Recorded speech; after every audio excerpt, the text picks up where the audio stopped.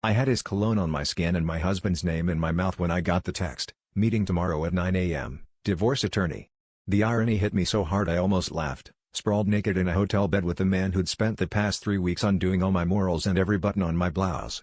I thought I was just cheating on my husband, but apparently, I was also cheating with the guy who would end my marriage.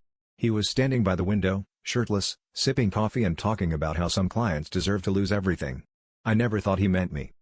The sex was always rough, desperate, and just a little bit mean, like we were both daring each other to ruin everything. That morning, he grinned at me with that wicked look, and I realized I didn't even know his last name. I asked, and he gave me that lawyer smile, the kind that hides more than it reveals. "Trust me," he said, "nothing about this is what it seems." I thought I was the one holding the secrets, but I didn't know a thing. When I showed up at the law office, my stomach twisted. My husband was already inside, looking like he hadn't slept in days, and there, sitting across from him, impossibly calm in his tailored suit, was the man I'd been sleeping with.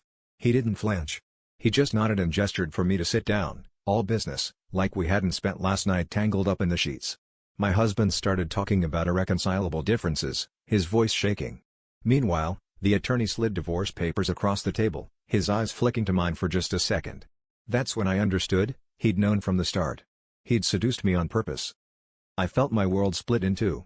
Every lie, every touch, every whispered promise wasn't about passion, it was about leverage. I wasn't a lover, I was evidence. Sitting there between my husband and my lover, I realized I'd been outplayed by both. I wanted to scream, to confess, to run, but all I could do was stare at the divorce papers and wonder if either of them had ever loved me at all, or if I'd just been a game the whole time.